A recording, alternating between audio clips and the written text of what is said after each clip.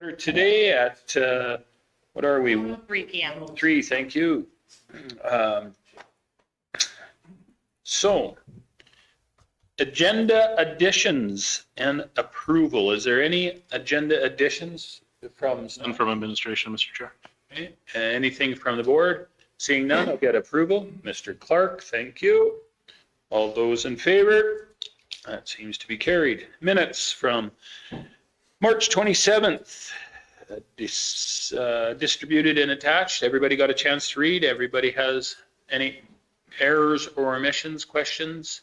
Seeing none, less. I'll move the minutes be approved as presented. Okay. All those in favor? That is carried. We'll do quick introductions. Oh, yeah, business arising for the minutes, seeing none. Introductions. We're going to start with Michelle. Go ahead. For Legislative Services. Paul McKay, a board member. Larry Clark, board member. Dave Grover, board member. Les Stuhlberg, board member. James Nyberg, Chair of the MPC. Craig Teal, Director of Planning and Development. Rishick, Director of Municipal Services. Rich Fitzgerald, Development Officer. Just in the back there. Got a call here, just here. Hi, Don Bolstead, from local answering. Okay, there we go. Perfect. Thank you, gentlemen. Welcome. Okay. Development permits. So we'll go to who we're taking this 6.1, page 6 of our package. Rich will take the first one, Mr. Chair. Rich, it's you. Mr. Stevens on the. Mr. Stevens just joined us as we were completing it. So online we have Yvette Cassidy and Justin Stevens for anybody that's watching and listening. Thank you, Mr. Chair. The purpose of the application is to consider a permitted use development permit with a variance to the 100% variance to the rear yard setback. Subject property is located in the hamlet of Botha at number 4 Maryville Place. Maryville Place is a cul-de-sac at the east end of the hamlet.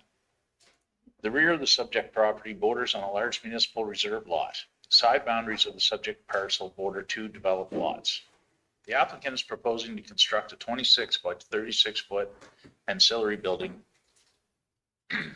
There is a right-of-way that runs along the west boundary of the subject property, and the county of Stettler owns the right-of-way.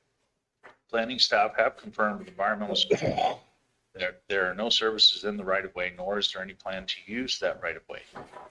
The applicant has also confirmed with the utility companies that there are no utilities of theirs in the right-of-way. The applicant has worked with adjacent landowners to confirm the location of the property line, and if the application is approved, a new fence will be constructed on the line separating the two properties. Separating the properties, sorry. The location of the garage was chosen by the applicant in an attempt to avoid 2 large mature fir trees restricting access to the rear of the property and to keep the structure parallel with the south boundary. The application was referred out to administration. Concerns were expressed from the fire department that zero setback may create an access issue in the case of a fire on the property. The land use bylaw, the subject property is located within the Hamlet Residential District. An ancillary building is a permitted use in the district. However, the required setbacks are 3 feet from the rear and side yard boundaries. The front yard setback is 19.7 feet in the hamlet of Botha. Maximum site coverage in the hamlet is 55% of the total area. Section 23 in the land use bylaw, of course, states that the development authority may decide upon a development permit application even though it does not meet the required setbacks to comply with the bylaw or is non-conforming building or use. If, in the opinion of the Municipal Planning Commission, the proposed development would not unduly interfere with the amenities of the neighborhood or materially interfere with or affect the use or enjoyment of neighboring parcels of land. So all the setbacks have been met except for the rear yard setback because of the orientation of the building. For that one, it'll be basically right along the property line is what the applicant is suggesting. Site inspection, you can see the site photos there. That's the 2 trees that the applicant is trying to avoid having to remove. If you scroll down, you'll see the existing ancillary building that's there that has also been constructed right on the property line. that's going to be removed and the garage will be built in that location as well. So when reviewing this, I couldn't find any complaints or concerns from adjacent landowners or affected parties concerning the location of the existing shed, which is, again, right up against that property line. So that would indicate that it hasn't affected the neighbor's ability to enjoy their land or the value of their land. The location of the garage is hidden from the adjacent property to the direct east by the mature trees on the subject property. Due to the open space adjacent to the proposed location of the garage, the ability to effectively fight a fire on the property should not be affected. There are also several examples of encroaching ancillary buildings on surrounding properties that have not been the subject of complaints or concerns. The right-of-way located on the subject property is owned by the County of Stettler, and it does contain a clause that it allows construction to take place on the right-of-way so long as the county grants permission. Planning staff have discussed the application and confirmed with Public Works that there are no utilities currently located within the right-of-way, nor are there any plans to install services there. The water and sewer utilities come in the property from the street, not from the rear of the property where the right-of-way is located. So staff recommendation is that the application be approved with the conditions as attached in the draft development permit. So is there not an aerial photo of this? Typically, we usually get that and I don't see it in the package. So I think you sent it out one time. But I think it should be attached to the site plan at the end. did I miss something here? Fortunately, Mr. Chair, we are missing part of the materials. There's only 4 pages attached. Andrew, can we go to the development file? I have a question too. Okay. Like the back of the lot, is it surveyed, or we know the fence is online, just so that we don't run in Gadsby, we ended up with stuff being built over.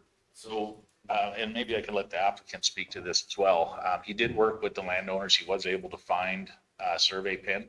And the aerial photo is very confusing because it looks like everything is built across the line, but I think the actual representation of where that line is what is skewed.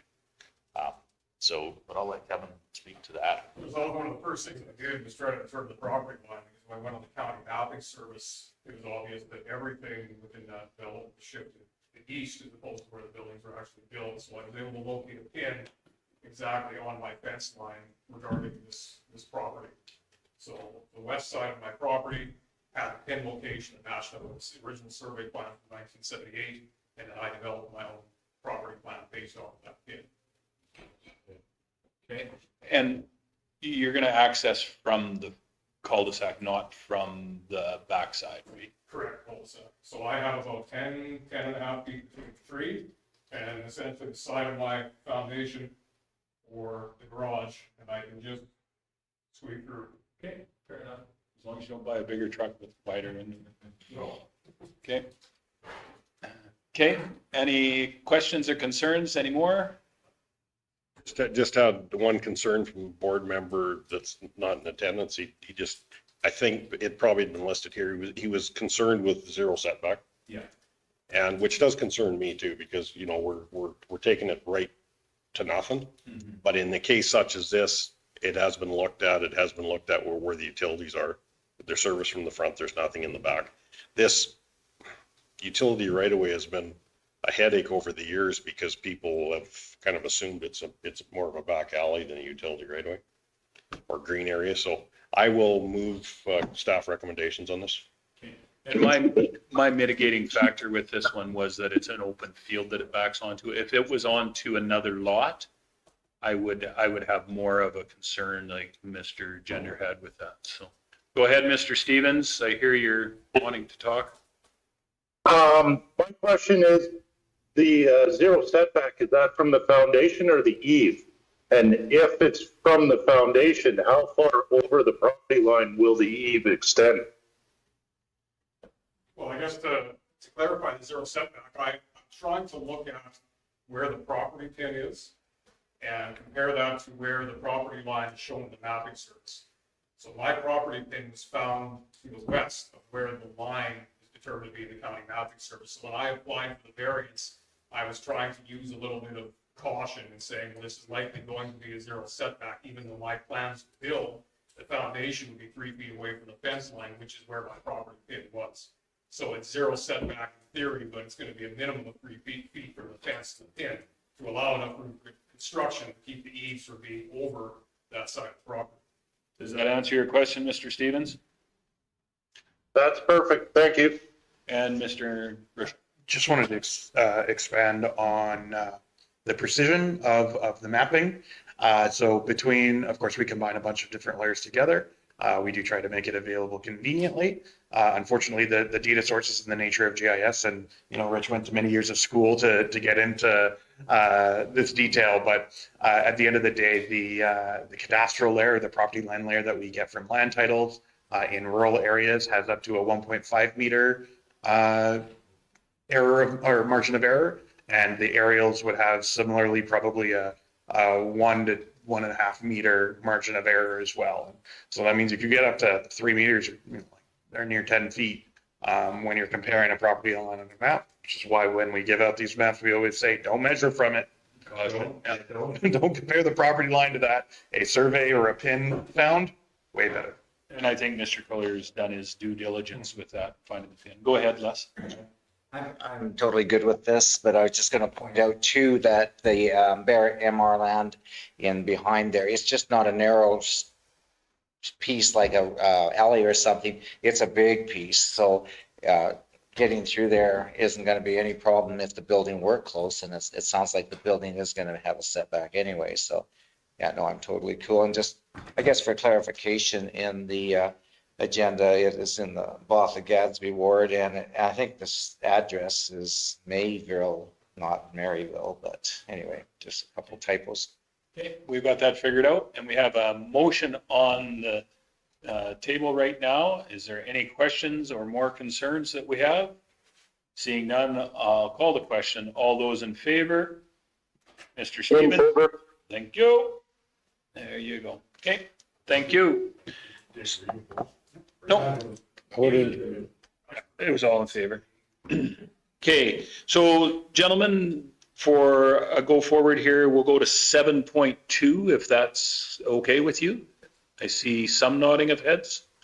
Yeah, okay, majority is. I see your head nodding, Justin, so we'll go to 7.2, page 28 of your package. Are you okay with that?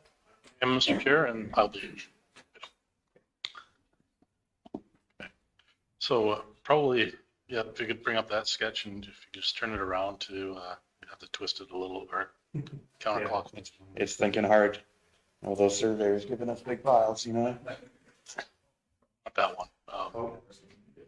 The actual just black and white sketch. We can see the entire half section. So, Mr. Chair, this one's a little bit of the normal compared to our usual subdivision applications.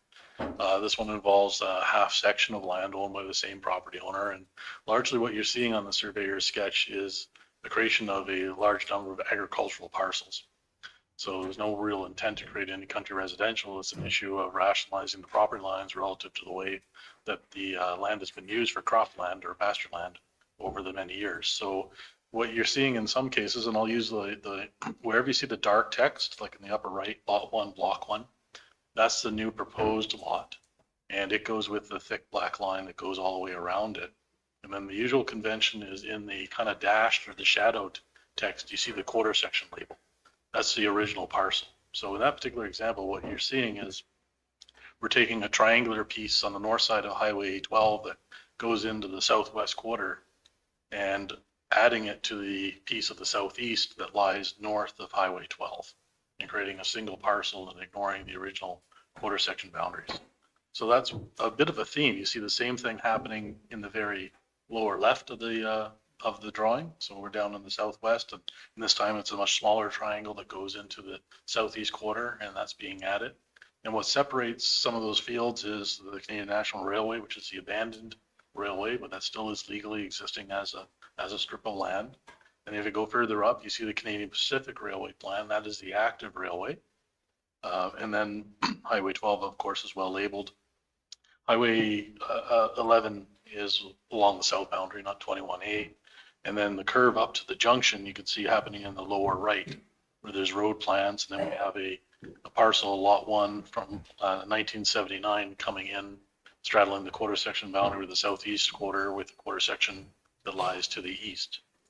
And then so in essence, what we're taking is about a number of farm acreages or, agricultural parcels and kind of reshaping them and creating some new separate ones that basically each field would have its own title. So that's what's different in this particular case. So that is also why you get a relatively interesting drawing compared to the usual one that you're seeing, or you would see. The big issues for this one, by and large, it does meet our MDP and our planning policies and the land use bylaw. It does encounter a couple issues in terms of municipal reserve dedication and probably some judgment call on whether or not the southeast quarter section, how many titles are included in there, how does that stack up against our usual rule of 3 unless MPC or the subdivision authority chooses to approve more. You can go back and forth on whether or not the ones that straddle the boundary, is that fully in the quarter section or is that partially in the quarter section? So in your report, you'll see that the numbers could range from, depending on how you do that element, is either 4 in the southeast quarter or there's 5 parcels in the southeast quarter, and our usual rule is 3. However, that is tempered by the fact that these are all intended to be agricultural parcels in the long term. The other issue of note for this is the reserve dedication. We don't bump up to it very often, but usually when you're creating large 40-acre blocks of land for agricultural purposes, that cannot be subject to a municipal reserve dedication. But some of the smaller parcels that are involved in the application that are coming in a quarter to be consolidated with another piece are below that, and it is into the second or third parcel out of the quarter, so they are subject to municipal reserve dedication. You'll see that laid out in the report on the ones that are subject to it. The applicant had requested deferral of any MR owing, and what that means is that there would be a notation placed on title of the new parcels saying that if you ever subdivide again, the subdivision authority would be able to collect additional reserve in addition to the 10%. Depends how the math goes. That's quite common in an urban setting and in a multi-lot subdivision that we're developing it in phases. Our MDP does not give the subdivision authority that latitude in these kind of cases. It favors either land, and we don't need land in this particular location for parks or school purposes, or the cash in lieu option, money in lieu. So the staff recommendation is for money in lieu for the acreage that's owing or eligible for MR dedication, which is approximately, just got to catch my number, approximately 2.5 acres of land. This application started before we had a chance to look at the updated figures that we use for money in lieu. So we've looked at this as a transition issue, and we've kept the same calculation that was $12.50 per acre, just probably by way of the interest of the applicant's representative, or the applicant. That number, council recently decided to move up to approximately $24.50, I think is where we ended, per acre. However, since this application was in progress, administration looks at it as an issue of transition. At the time that we were talking about the value with the applicant, and they were submitting the materials, we were using $12.50. Nonetheless, the staff recommendation is to take the cash in lieu as opposed to the deferral, which works out to an amount of around $3,200 in this particular case.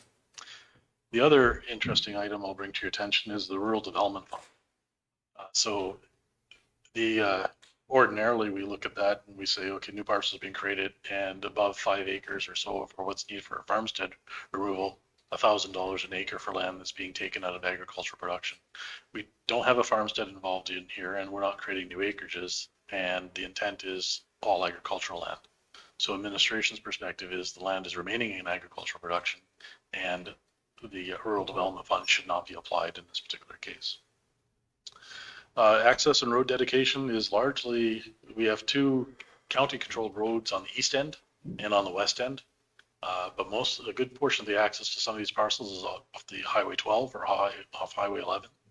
Alberta Transportation speaks for those access points, and what they've said is they are not looking for a service road dedication. They do not oppose the subdivision application. They're willing to keep the existing access points, but they point out that from their perspective, those are always temporary. And if at a future date, some development that's non-agricultural shows up that changes their mind, then that access point may be going, or you may have to do a full upgrade to meet their requirements and create a small intersection or what have you. by and large, it's out of the county's hands. That's controlled by Alberta Transportation. They do encourage us to move access points where we can to either one of the range roads on either the east or west side of the half section involved. Road dedication is required for both sides, so we don't have that on Range Road Range Road 22-0 or Range Road 21-5. It's the one that's on the east side also dodges around the wetlands. So the recommendation suggests that we still get the road dedication 5 meters, but we don't bother where the road already deviates to the east to go around the wetland. So not all of that entire frontage of our east edge of lot 1 would require a 5-meter dedication. The last point I'll draw your attention to is the development potential for lot 1, block 2.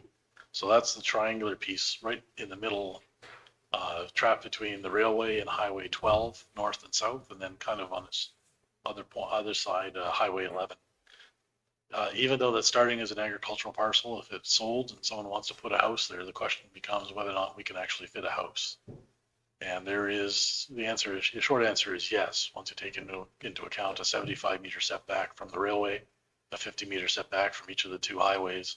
In the thickest part of the triangle to the southeast, you'll find probably about a 100-foot block where you just be able to put a house. You won't have a lot of choice, but technically it's possible. That aside, AT would probably still come back and revisit their comments on access if a house was proposed to be on there, but so far the department is prepared to support the application as is. The other points that I'll draw your attention to is the internal comments. We had some concern about the access from the fire chief. Okay, in general, okay for agriculture, but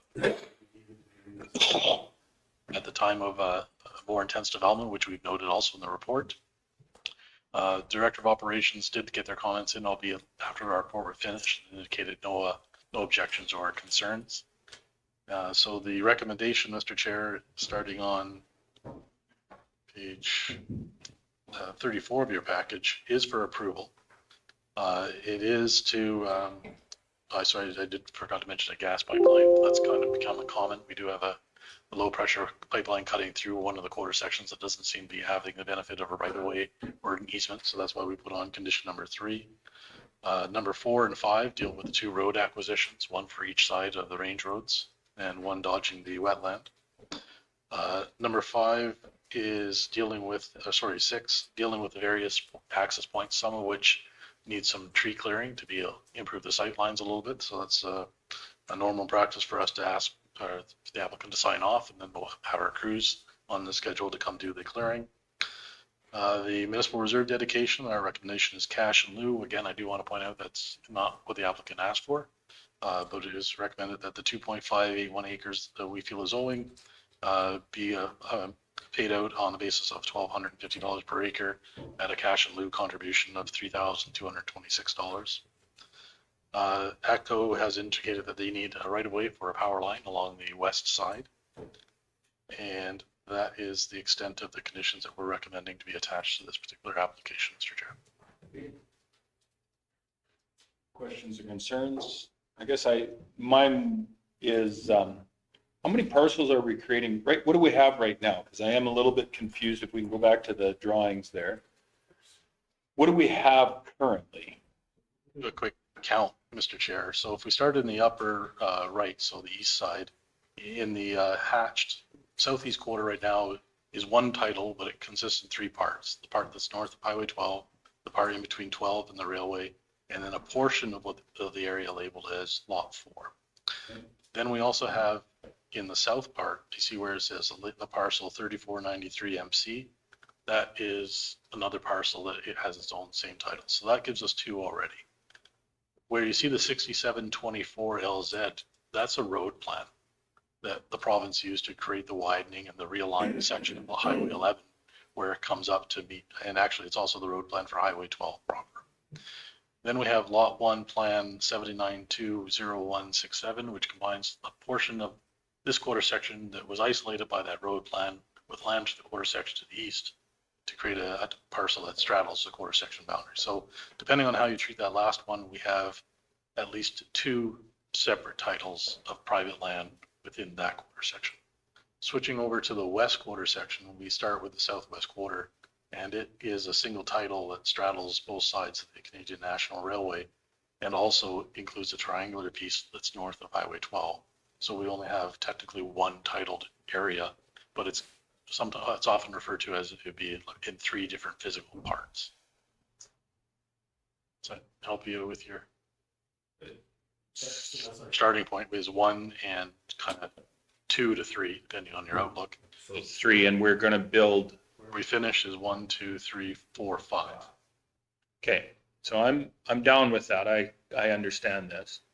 My issue on this one, I guess, is a little bit by doing this. I understand that it does clean up some of what's happening, but it also creates a number of sellable parcels that under our current rules would be subject to MR.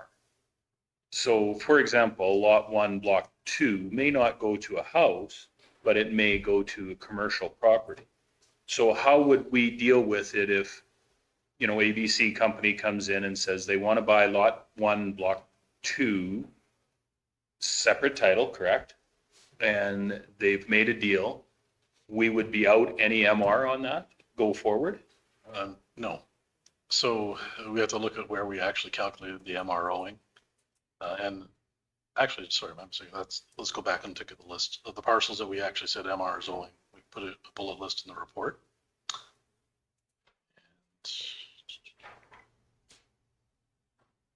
So lot 1, block 2, about 18 acres, 7.74. We would have already taken the MR out of that at the lower value of $1,250 an acre. So backing up, in terms of your scenario, first off, council would have to approve the commercial use. Right. Setting aside that, your hypothetical scenario. So if that was a commercial land future date and we were facing the same thing, it could theoretically be getting a higher value, but maybe not. Right now, because it's always favors of the landowner, it goes back to the raw land value. Okay. We don't use our standard. We can go do a market value assessment, but it may come back pretty close to the same number.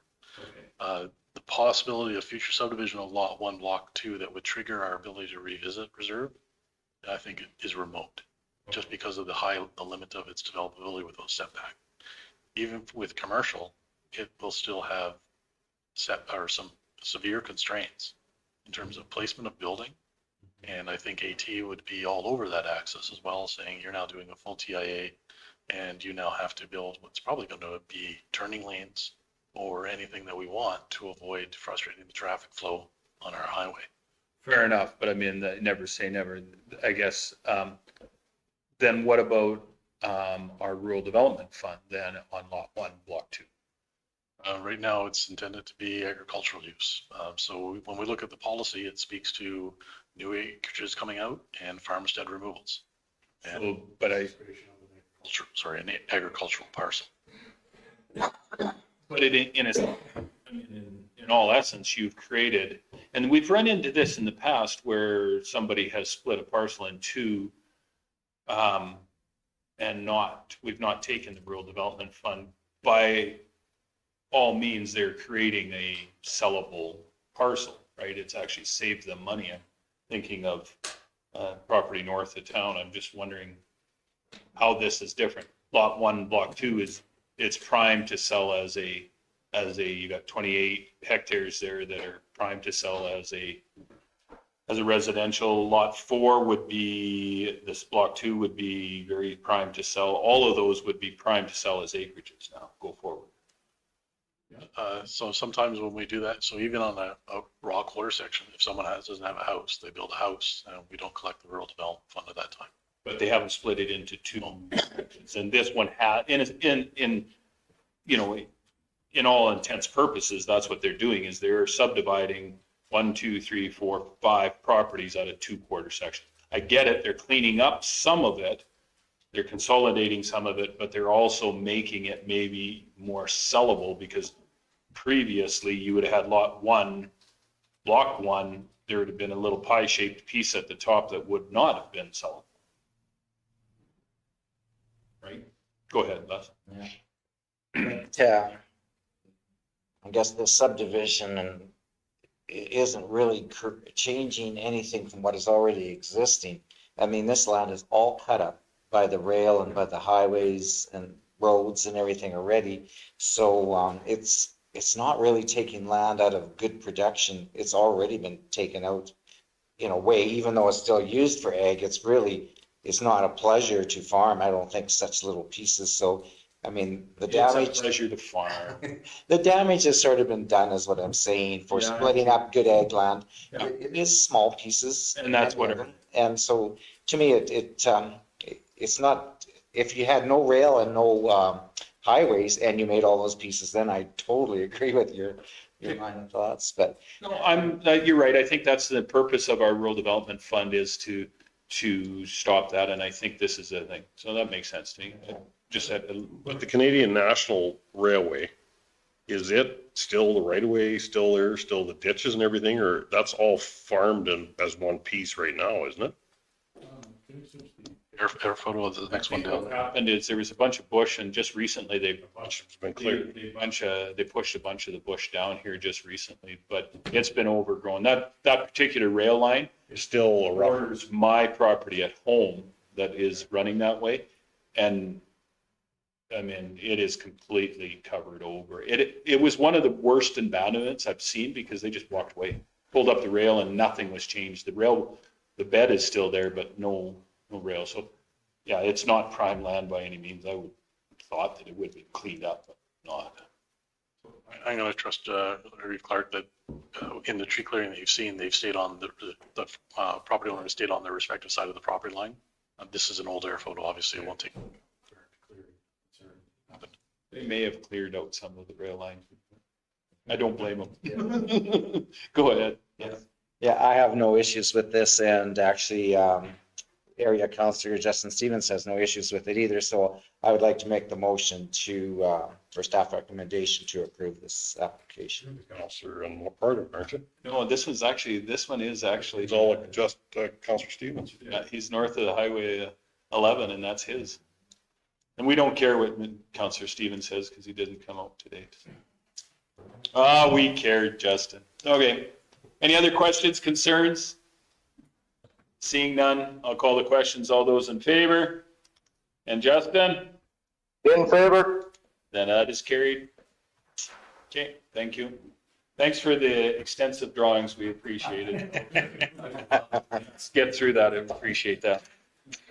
Okay. Then, gentlemen, we're going to go back to 7.1 and number 12 of your package, or page 12 of your package. And Mr. Teal, you're taking this? Yes, I am, Mr. Chair. Okay. Well, this application, maybe we'll just jump down to the sketch, if you can bring that up on page 19 of the package. So this is the more normal one you're used to seeing.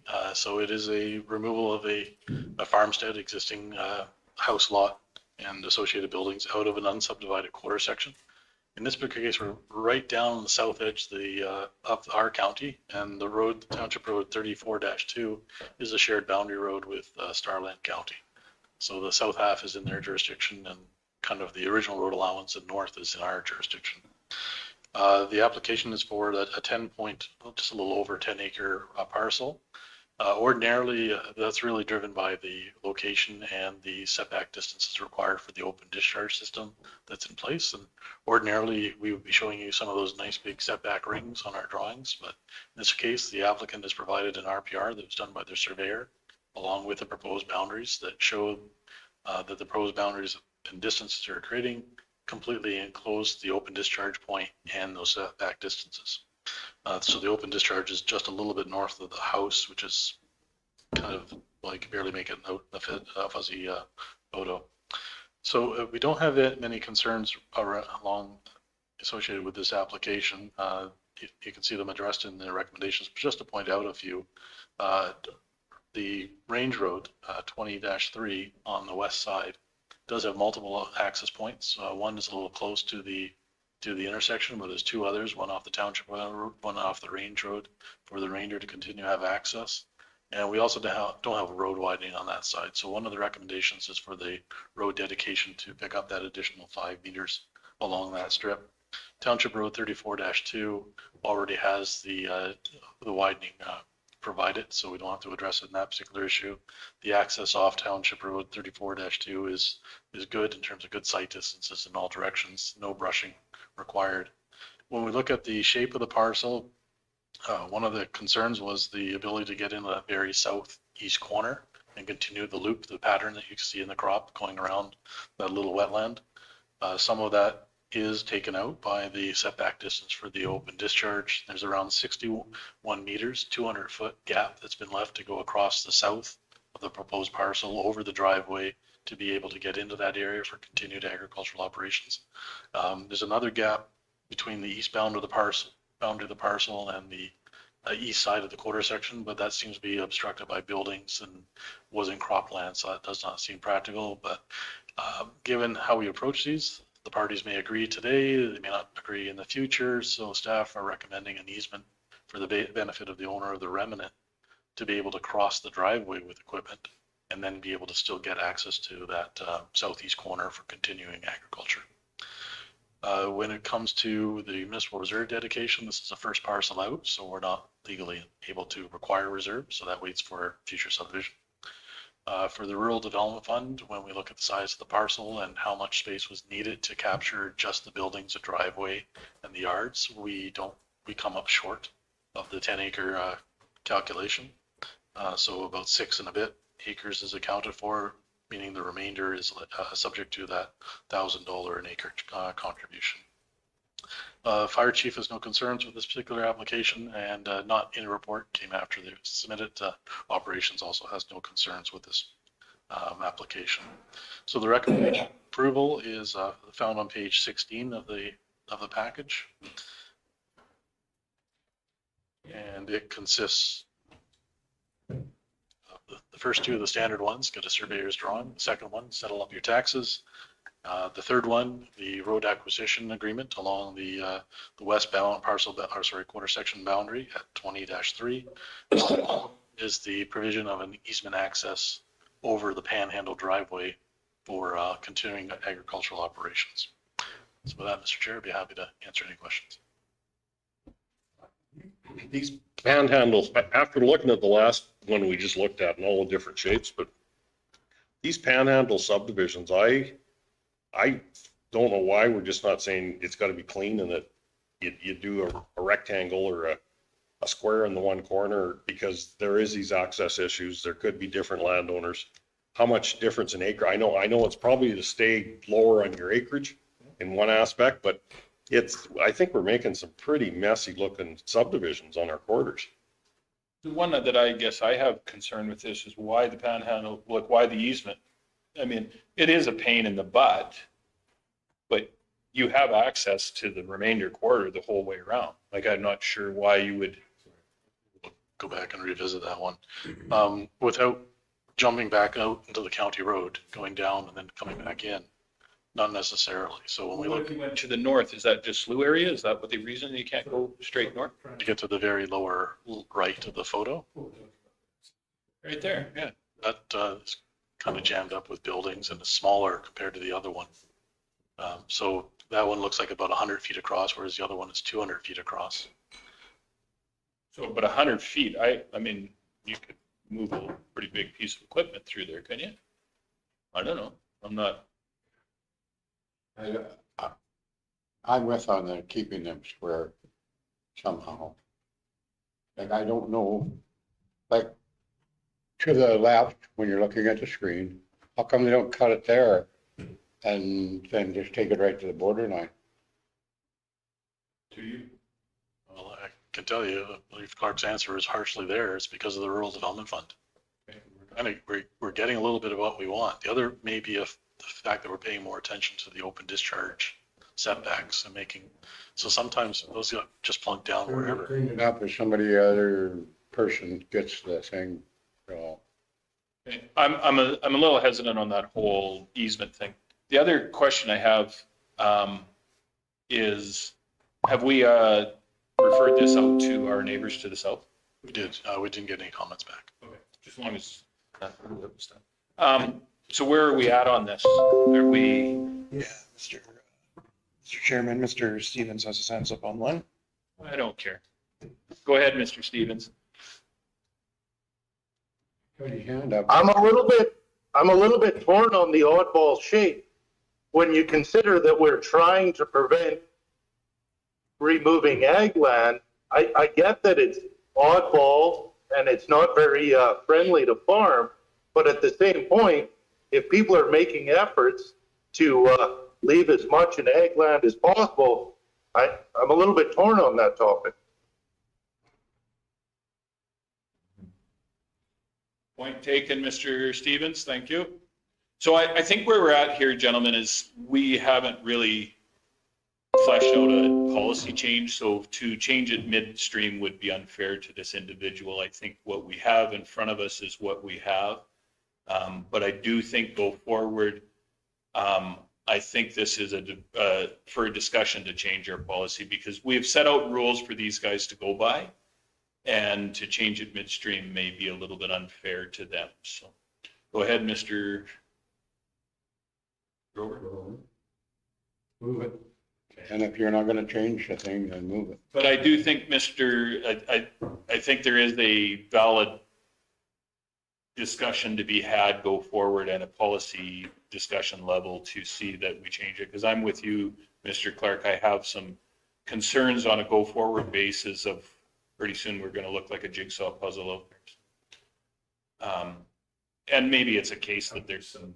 I'm not against acreages being, it's just. Yeah, no, I'm same with you. Like, this looks like a jigsaw puzzle. If it's a matter of a couple of $1,000s, maybe we have a policy that changes that a little bit too, or whatever. Or maybe we have we get a little forgiveness there or something. Yeah.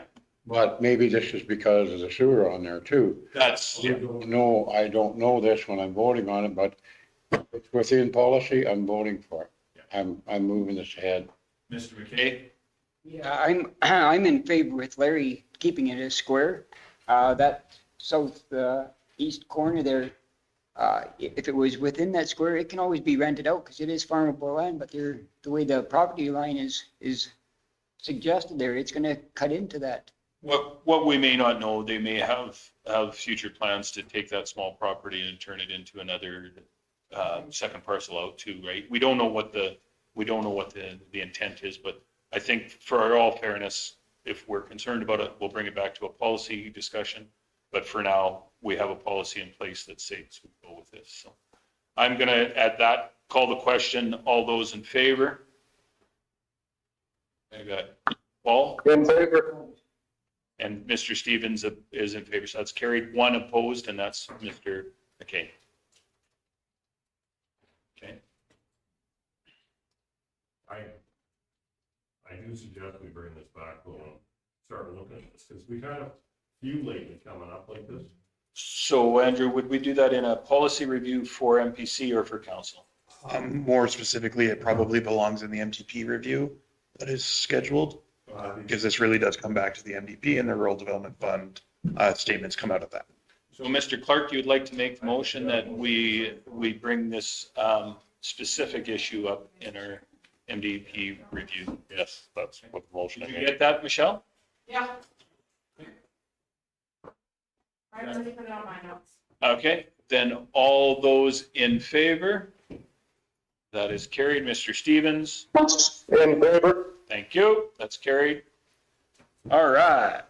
Development Department report. Who's taking this one? Page 51 of your package, gentlemen. I was wondering if we could juggle things up a little bit more. We have our guest in camera. We could probably come back to the development report. I will poll. Can we juggle things up, gentlemen? I see a nodding yes. I got a couple of thumbs. Are you okay, Mr. McKay? Okay, then would someone here please take us into camera? Mr. Clark, you got the time? Okay. All those in favor? Mr. Stevens? In favor. There we go. Thank you. camera session.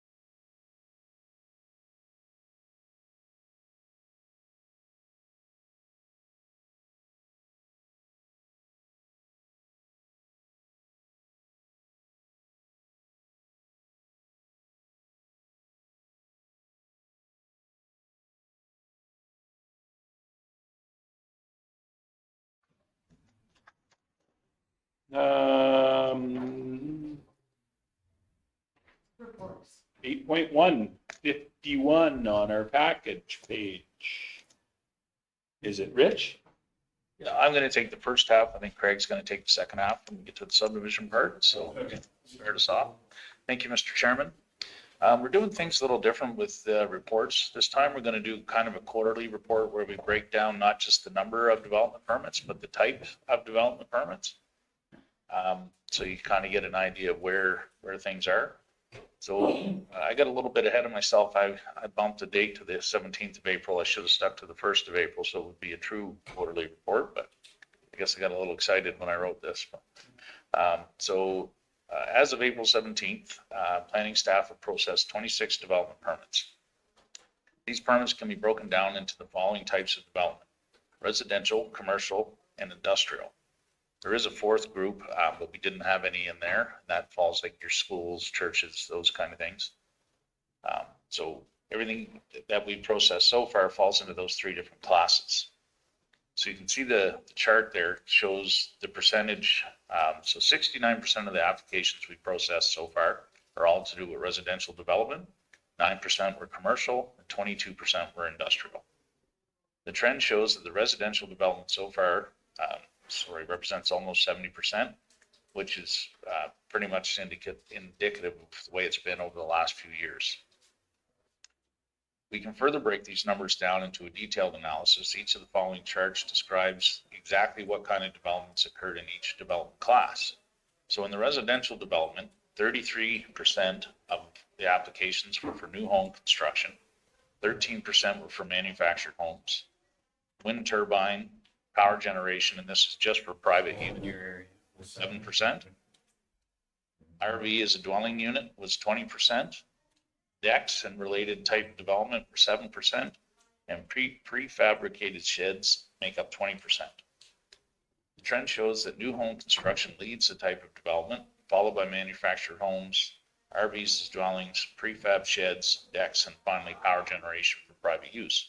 The interesting trend is the increased installation of renewable energy sources, wind and solar, for private use, as well as the increase in prefabricated ancillary buildings. The availability and price of the prefab sheds and the unavailability of builders is likely the driving force behind the increase in these type of developments. Chart 2 shows the type of industrial development. Gravel pits made up 75%, and farm building with a variance made up for 25%. And the reason I put the variance in there, we don't generally process applications for farm buildings, but where this one is requiring a variance, it will come forward to MPC.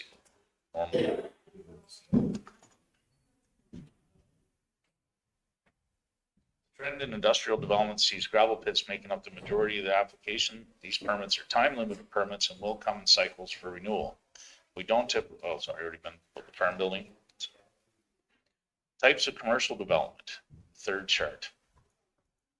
Home-based business make up 50% of the development permits processed, and a multi-use building makes up the other 50%. No, this is T. Thanks. Oh, thank you. The pretty even break. There were only 2 applications that we dealt with, so it was pretty even spread.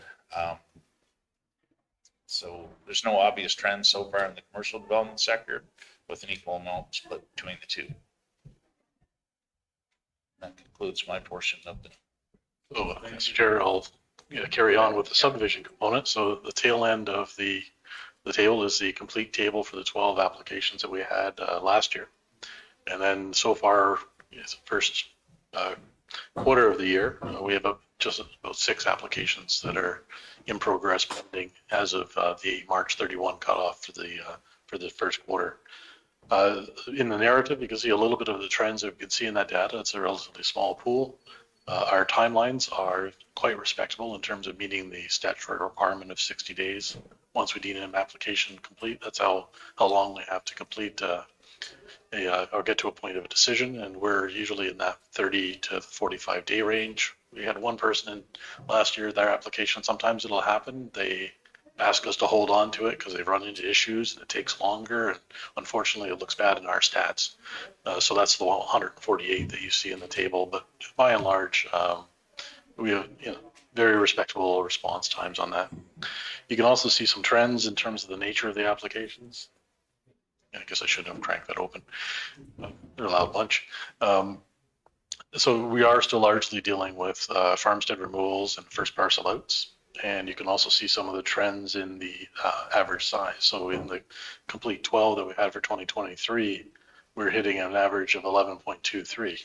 Probably our highest though was getting up to the 20 acre mark, where you look at things like squaring off for that last bit trapped in the corner, to the distances for the open discharge, to just where they chose to place the house relative to the existing quarter section boundaries. Comparing that to the first quarter, we're still dealing with largely first parcel out farmstead removals. Average days is still very respectable at 33 so far to get from complete application to decision. And so far the trend has been for slightly smaller acreage in those first parcel out farmstead removals, averaging around 8.8 acres. So that may change over the course of the remainder part of the year, but that's what we can pull out of the data so far. How does everybody see this? Is it more appetizing to you, or where are you at on this versus what we've had in the past?